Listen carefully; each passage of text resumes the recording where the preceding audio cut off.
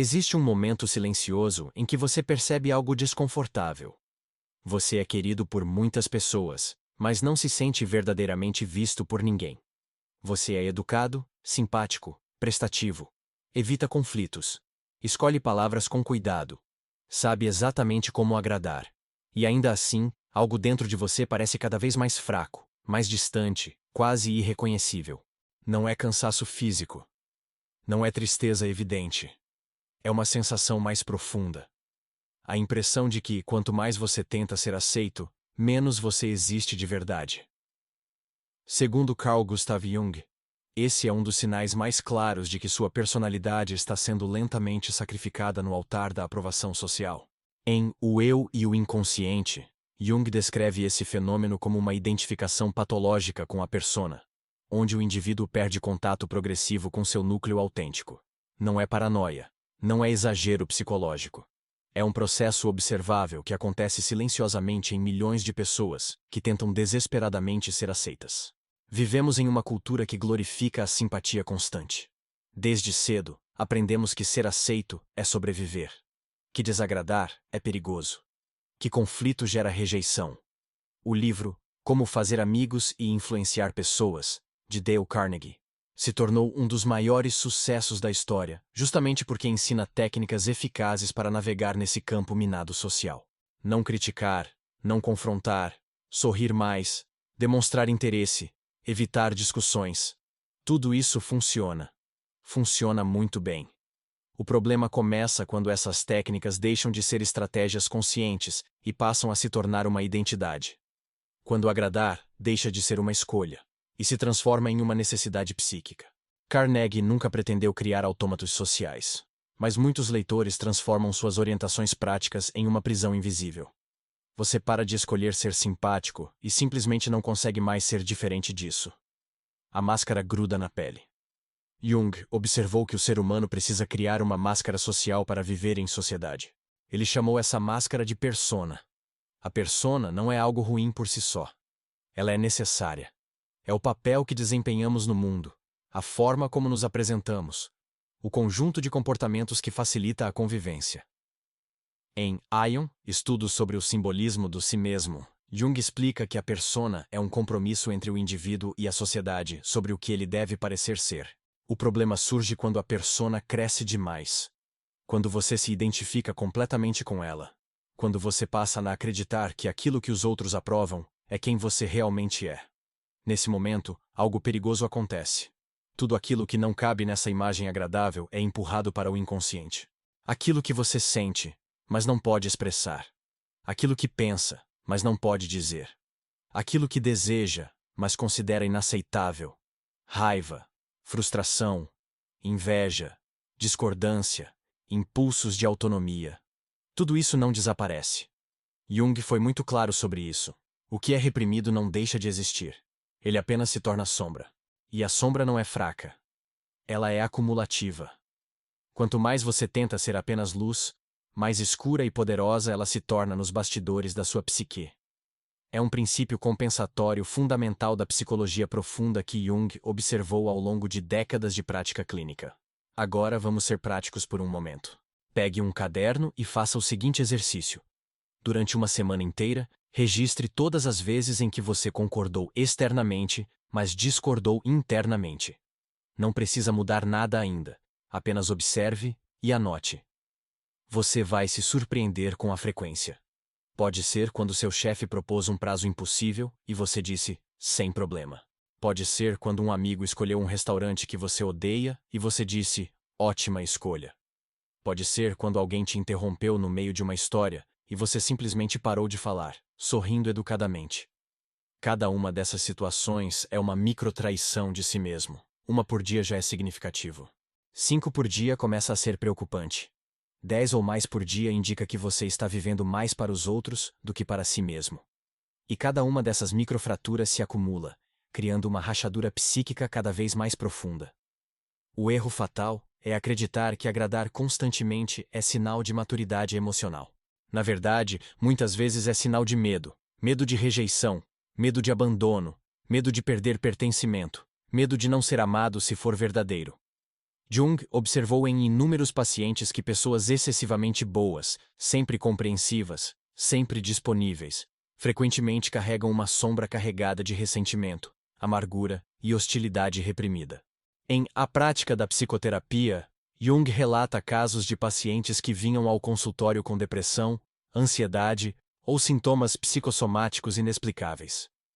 À medida que a análise progredia, descobria-se que essas pessoas haviam construído uma persona tão rígida, tão perfeitamente adaptada, que não havia mais espaço para respirar. Elas não se sentiam livres para ser quem eram. Sentiam-se presas à própria imagem, como um ator que não pode mais sair do personagem. Quando você evita conflitos a todo custo, você não elimina o conflito. Você apenas o desloca. Ele deixa de existir fora e passa a existir dentro. Cada vez que você concorda quando queria discordar, uma pequena fratura acontece. Cada vez que você sorri quando queria dizer não, algo se divide internamente. Com o tempo, essas divisões se acumulam. Surge então aquela sensação estranha de viver no piloto automático, de não saber mais o que realmente quer, de sentir um vazio difícil de explicar. Jung chamava isso de perda de contato com o self, o centro organizador e autêntico da personalidade. O self não é educado. Ele não quer agradar. Ele quer totalidade. Ele quer verdade. Ele quer integração. Quando você constrói sua vida apenas em torno da aprovação externa, você fortalece a persona e enfraquece o self. Aqui está outro exercício prático. Nas próximas 2 semanas, escolha 3 situações de baixo risco para praticar autenticidade. Por exemplo, quando alguém perguntar: onde você quer comer? Em vez de responder tanto faz, experimente dizer: prefiro comida italiana hoje. Quando um colega pedir sua opinião sobre algo, em vez de concordar automaticamente, experimente dizer: eu vejo de forma diferente, se for o caso. Quando alguém te convidar para algo que você genuinamente não quer fazer, experimente dizer: não, dessa vez não vai dar para mim, sem dar uma desculpa elaborada. Observe suas reações físicas. Provavelmente você vai sentir um aperto no peito, ansiedade, até mesmo culpa. Esse desconforto é importante. É você confrontando anos de condicionamento para sempre agradar. É você reencontrando sua própria voz depois de tanto tempo em silêncio. E o self não aceita ser ignorado para sempre. Ele cobra. Cobra através de sintomas. Ansiedade sem causa clara. Irritabilidade reprimida. Cansaço profundo. Sensação de falsidade. Depressão existencial. Relacionamentos vazios. Sucesso externo com vazio interno. Jung via esses sintomas não como doenças a serem eliminadas, mas como mensagens da psique pedindo para ser ouvida. O inconsciente está tentando te dizer algo importante. Você está vivendo a vida errada. Dale Carnegie ensinou técnicas sociais extremamente eficazes. Jung nunca negaria isso. O problema é que técnicas sociais, quando usadas sem consciência psicológica, podem se tornar mecanismos de defesa. A simpatia vira armadura. O sorriso vira máscara. A empatia vira estratégia. E quando tudo isso acontece, você já não se relaciona como pessoa, mas como personagem. As pessoas gostam da sua persona, mas não conhecem você. E no fundo, você sabe disso. É por isso que, mesmo cercado de pessoas, você pode se sentir profundamente sozinho. Você pode ter centenas de amigos nas redes sociais, dezenas de contatos no telefone, convites para eventos toda semana. Mas ninguém realmente te conhece. Ninguém viu suas feridas. Ninguém ouviu seus medos. Ninguém testemunhou suas contradições. Porque você nunca permitiu. Porque mostrar isso seria arriscar a rejeição. Em Memórias, Sonhos e Reflexões, Jung relata sua própria crise de meia-idade, quando percebeu que estava vivendo uma vida construída mais pelas expectativas dos outros do que por seus próprios desejos profundos. Ele era um médico respeitado, tinha família, sucesso profissional.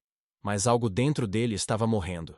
Ele precisou fazer escolhas difíceis, romper com Freud, desagradar colegas, perder aprovações importantes. Foi aterrorizante.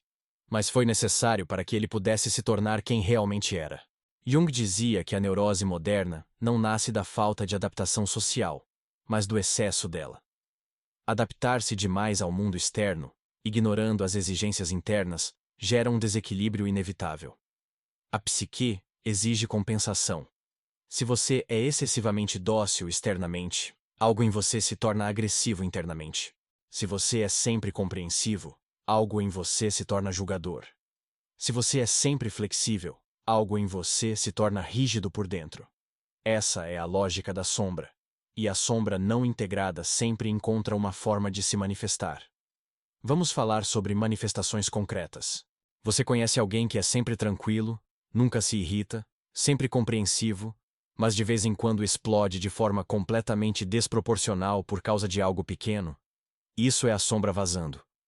Você conhece alguém que é sempre generoso, sempre disponível, mas que vive fazendo comentários passivo-agressivos? Isso é a sombra falando. Você conhece alguém que nunca diz não diretamente, mas que sempre esquece compromissos, chega atrasado, ou sabota sutilmente planos que não queria participar? Isso é a sombra agindo. O inconsciente encontra formas de expressar aquilo que a consciência não permite. E essas formas são sempre mais destrutivas do que seria simplesmente dizer não, desde o início. A honestidade direta, mesmo que cause desconforto momentâneo, é sempre menos danosa do que a sabotagem inconsciente. O mais perigoso não é desagradar os outros. O mais perigoso é desagradar a si mesmo por tanto tempo que você já não reconhece mais quem é. Jung alertava que muitas pessoas passam a vida inteira vivendo uma existência que nunca foi realmente escolhida. Apenas seguida. Apenas adaptada. Apenas ajustada para caber nas expectativas alheias.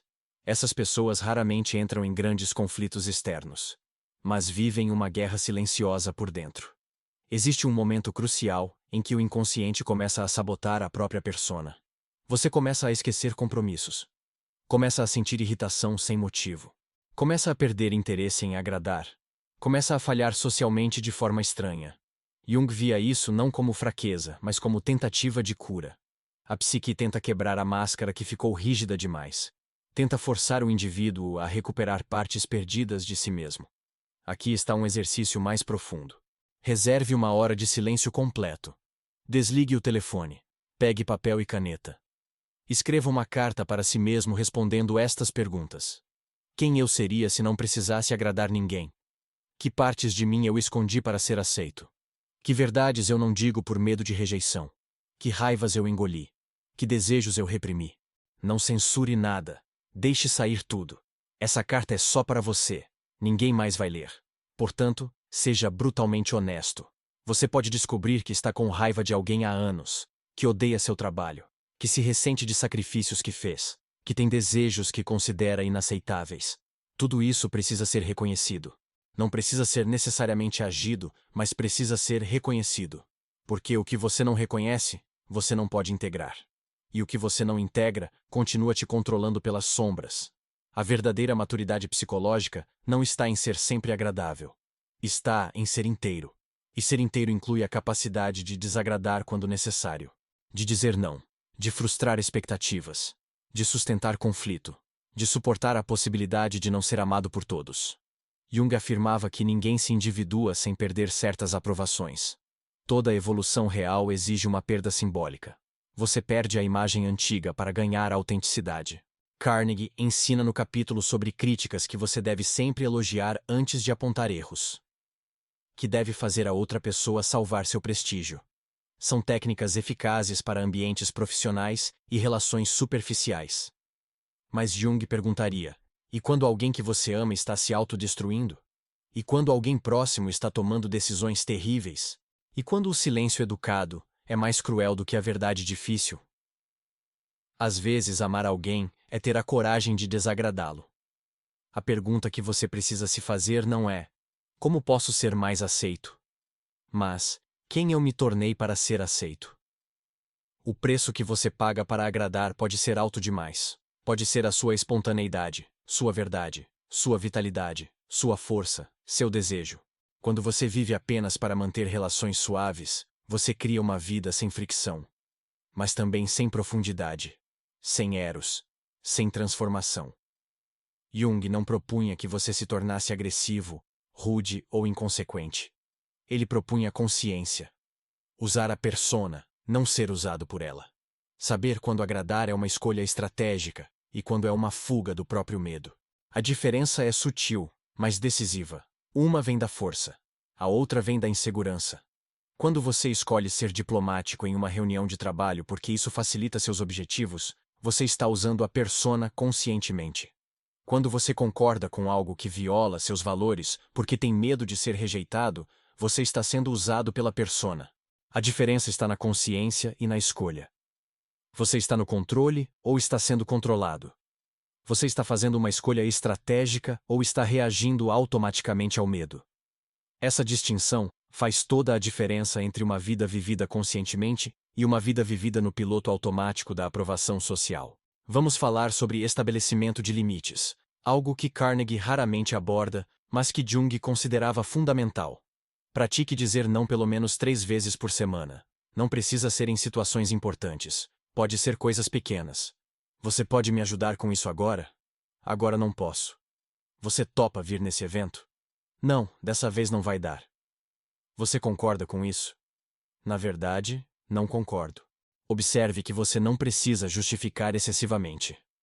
Não é uma frase completa. Não posso. Não requer uma lista de razões. Você vai sentir culpa. Vai sentir ansiedade. Vai sentir medo de que as pessoas se afastem. E sabe o que vai acontecer na maioria das vezes? Nada. As pessoas vão aceitar seu não e seguir em frente.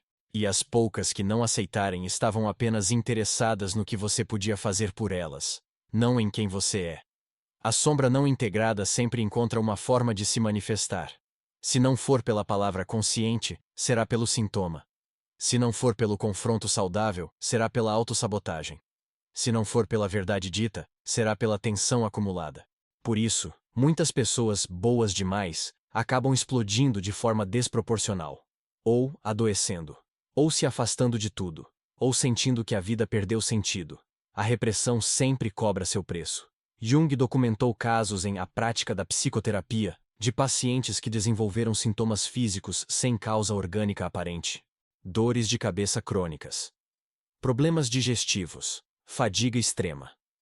Quando a análise revelava os conflitos psíquicos subjacentes, frequentemente relacionados à repressão da autenticidade, os sintomas começavam a melhorar. O corpo fala aquilo que a boca cala. A psique encontra uma válvula de escape, mesmo que seja através do adoecimento. O paradoxo é simples e brutal. Quanto mais você tenta ser amado por todos, menos você se pertence. E sem pertencimento interno, nenhum amor externo é suficiente. Jung dizia que o maior privilégio da vida é tornar-se quem você realmente é. E isso exige coragem. A coragem de desagradar. A coragem de perder certas aprovações. A coragem de sustentar sua verdade mesmo quando ela gera tensão. Carnegie tinha razão sobre uma coisa. Pessoas gostam de quem as faz sentir bem. Mas Jung acrescentaria: você está disposto a sacrificar quem você é para fazer outras pessoas se sentirem bem? Por quanto tempo? A que custo? Você pode passar a vida inteira fazendo isso. Pode ser querido, admirado, respeitado. E ainda assim, morrer sem nunca ter vivido como você mesmo. Sem nunca ter mostrado suas verdadeiras cores. Aqui está um exercício de visualização. Imagine que você tem 85 anos. Você está no final da sua vida, olhando para trás. Você viveu sempre agradando, sempre evitando conflitos, sempre mantendo a paz. Nunca desagradou ninguém importante. Nunca perdeu nenhuma aprovação significativa. Como você se sente? Orgulhoso? Ou arrependido por nunca ter arriscado ser quem realmente era? Essa visualização pode ser dolorosa, mas é importante. Talvez você não precise aprender a agradar menos. Talvez precise aprender a se ouvir mais. Talvez não precise ser menos simpático. Talvez precise ser mais honesto. Porque no fim, não é a sua simpatia que transforma suas relações. É a sua presença real. E presença real só existe quando você não se abandona para ser aceito. Quando você não traz suas verdades para manter a harmonia. Quando você não sacrifica quem é no altar da aprovação social. Comece a prestar atenção nos seus relacionamentos mais próximos. Quantas pessoas conhecem sua sombra? Quantas já te viram com raiva? Quantas sabem dizer não para você? Quantas conhecem seus medos reais? Se a resposta for nenhuma ou poucas, você não tem intimidade. Você tem apenas conexões superficiais, baseadas na sua persona. E isso é exaustivo. É solitário. É insustentável a longo prazo. Jung observava que relacionamentos autênticos exigem que ambas as pessoas sejam capazes de mostrar suas sombras. Não para se machucarem, mas para serem vistas integralmente. Quando você pode dizer, estou com raiva de você por causa disso, e a relação não desmorona, você tem intimidade real. Quando você pode dizer, não concordo com você, e ainda assim ser amado, você tem conexão verdadeira. Quando você pode ser vulnerável sobre suas falhas e não ser abandonado, você tem algo precioso. Se você sente que anda cansado de ser sempre o compreensivo, o forte, o que entende tudo, o que nunca cria problemas, talvez isso não seja maturidade. Talvez seja um sinal de que algo em você está pedindo espaço. E ignorar esse chamado não traz paz. Apenas adia o conflito. Jung nos lembra que aquilo que não enfrentamos conscientemente retorna como destino. O que você não escolhe viver conscientemente, a vida impõe inconscientemente. A última prática que vou sugerir é a mais difícil.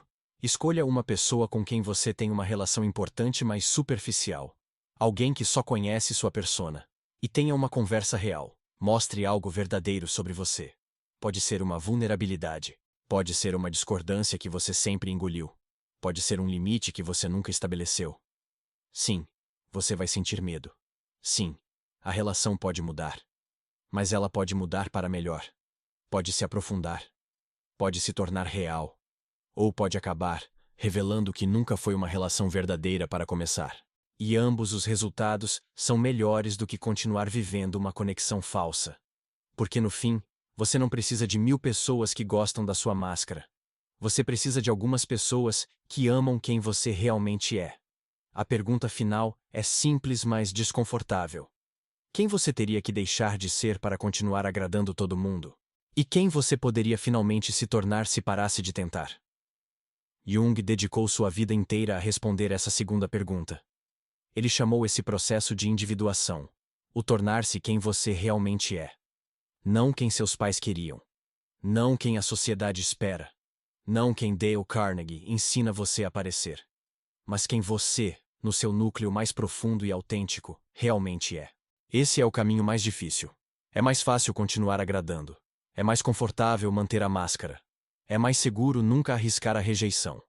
Mas é também o caminho para uma vida que nunca foi realmente vivida. Uma existência que foi apenas representada. Um amor que nunca chegou até você de verdade. A escolha é sua. Sempre foi.